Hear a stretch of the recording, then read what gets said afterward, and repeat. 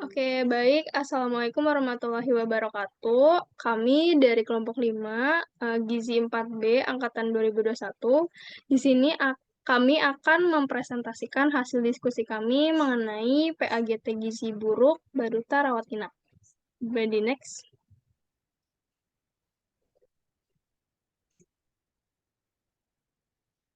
Nah, ini kami itu ada 4 orang, 4 anggota. Yang pertama dengan saya sendiri, Winda Marsani dengan 3 digit NPM terakhir 013. Yang kedua itu ada Hanifah Zahra dengan 3 digit NPM terakhir 027. Yang ketiga itu ada Raffi Rahman Fauzi dengan 3 digit NPM terakhir 042. Dan yang terakhir ada Ibu Sabira Gafar dengan 3 digit NPM terakhir 050. Di next. Nah, yang pertama itu ada patofisiologi gizi kurang. Nah, gizi kurang ini terjadi biasanya karena asupan makanan yang belum cukup untuk dirinya. Nah, kenapa sih bisa terjadi? Nah, ini tuh disebabkan dari lingkungannya yang kurang untuk support makanan asupannya itu terjaga dengan baik. Nah, konsumsi gizi kurang ini yang rendah akan mengakibatkan si anak ini gizinya rendah yang berdampak pada tumbuh kembang anak yang kurang juga. Nah, tandanya tuh biasanya anaknya kelihatan kurus, kecil, atau tinggi badannya yang kurang. Nah, pengertian gizi kurang secara umum itu dia tuh kondisi terkait gizi subakut atau kronis yang berhubungan dengan berbagai kombinasi dari berbagai tingkat kekurangan gizi, jadi nggak satu aja gitu. Dan aktivitas inflamasinya yang telah menyebabkan perubahan komposisi tubuh dan berkurangnya fungsi organ. Nah, ditandanya itu dengan berat badan yang menurut umur itu ada di kurang dari -2 SD sampai lebih dari 3 minus SD. Boleh di next. Nah, tadi anak-anak tuh kenapa sih bisa terjadi gizi kurang? Pastinya anak-anak ini tumbuh bukan karena dia bisa tumbuh sendiri ya, pasti dia ada pelayanan dari orang tuanya atau si pengasuhnya. Nah, biasanya kan yang menjaga si anak ini bisa bertumbuh dan kembang itu kan ibu ya. Nah, si ibu ini tuh penting banget buat perannya dalam memberikan asupan makanan saat proses tumbuh dan kembangnya. Nah, selain itu, faktor asupan makan yang menjadi faktor penting status gizi anak, ada juga faktor pengetahuan mengenai makanan pendamping ASI si ibu. Nah, pelayanan kesehatan juga berhubungan erat dengan status gizi anak. Nah, tadi disinggung ya, kalau tingkat pengetahuan ibu ini dan dalam pemberian makanan dan atau pemberian ASI dan MPASI itu ada akibatnya nih buat si anaknya. Si status gizi anaknya bakal baik atau enggak. Nah, jadi tingkat pengetahuan juga berpengaruh sama pilihan bahan pangannya nih buat si anaknya udah baik belum ya? Terus kayak kira-kira kalau misalnya si pengetahuan ibu ini kurang, kecenderungan ngasih bahan pangan yang kurang juga buat anaknya itu belum cukup. Nah, jadinya gizi buruk itu terjadi. Gitu, boleh di next. Nah, dari uh, patofisiologi tadi, kita tuh ada studi kasus yang akan dibahas mengenai baduta yang rawat inap. Nah, studi kasusnya itu adalah ada sepasang orang tua yang membawa anaknya berinisial T yang didiagnosis mengalami malnutrisi ke rumah sakit dan memiliki keluhan demam, muntah selama 3 hari berturut-turut, flu, batuk seperti riwayat penyakit yang diderita 6 bulan sebelumnya. Anak tersebut tidak memiliki riwayat penyakit keluarga. Dari hasil antropometri didapatkan tinggi badan 83 cm dan berat badan 9 kg, serta saat ini kondisi anak sedang berumur 24 bulan.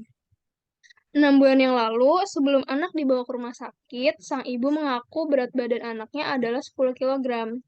Kondisi anak laki-laki tersebut saat dibawa ke rumah sakit adalah kompos mentis.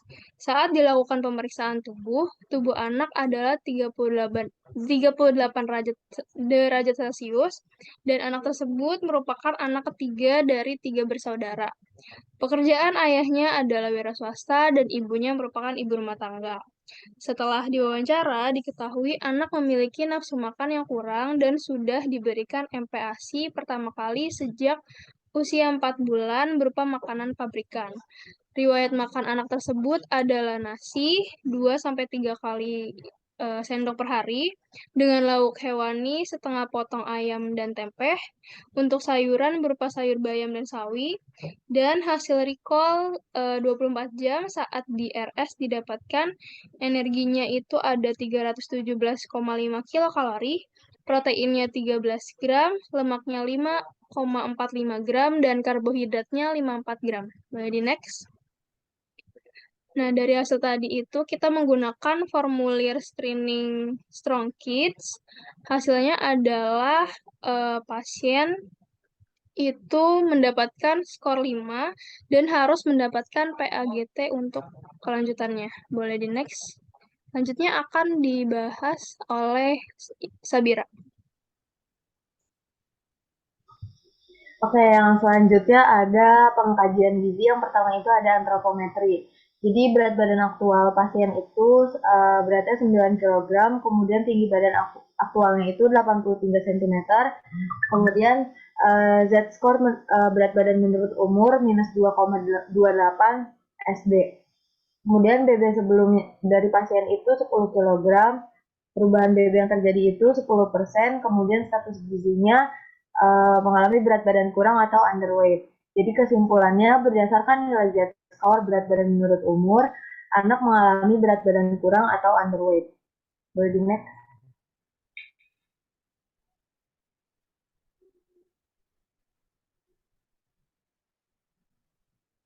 Kemudian yang selanjutnya ada kondisi fisik terkait gizi dan gangguan saluran cerna terjadi pada pasien tersebut pada tingkat kesadarannya kompos mentis, kemudian suhunya 38 derajat Celcius. Kemudian gangguan saluran cernanya pasien tersebut mengalami muntah. Jadi kesimpulannya kondisi anak tersebut dalam keadaan kompos mentis dengan suhu badan 38 derajat Celcius dan mengalami gangguan berupa muntah.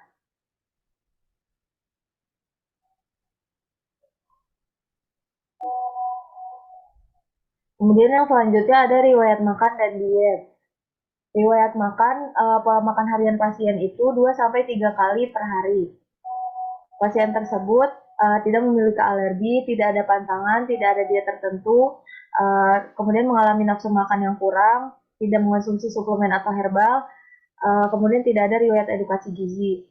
Kemudian kebiasaan makan dahulu pasien itu adalah nasi 2-3 kali sendok per hari dengan lauk hewani setengah potong ayam dan tempe untuk sayuran berupa sayur bayam dan sawi. Kemudian ada pemenuhan asupan makanan. Asupan asupan energi yang diterima oleh asupan energi pasien tersebut adalah 317,01.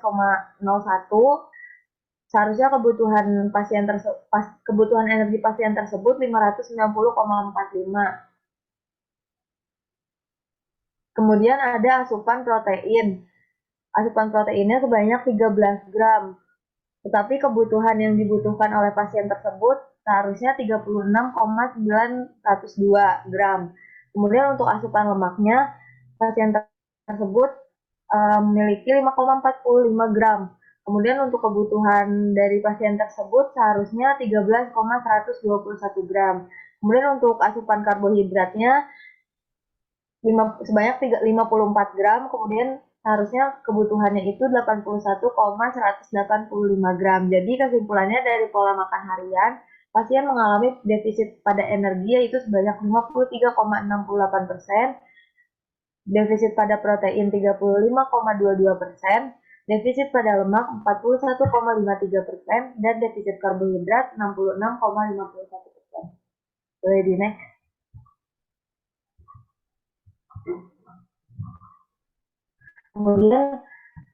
Kemudian riwayat personal. Pada pasien tersebut, keluhan masuk rumah sakit sering mengalami sakit berupa demam, muntah, flu, dan batuk. Kemudian pasien tersebut memiliki riwayat penyakit demam, flu, batuk, dan muntah. Sosial ekonominya, ayahnya itu merupakan seorang wira swasta dan ibunya merupakan seorang ibu rumah tangga. Boleh di next.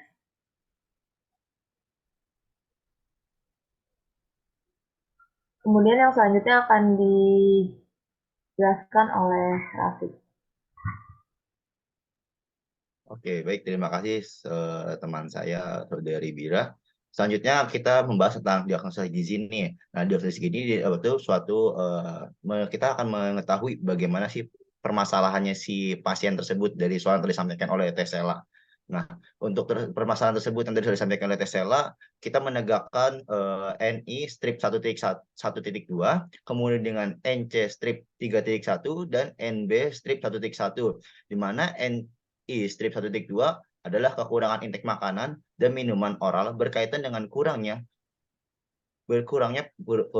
pengetahuan ibu balita terhadap kecukupan makanan dan minuman oral pada anak yang ditandai oleh asupan gizi maaf saya ulangi, yang ditandai oleh asupan zat gizi kurang.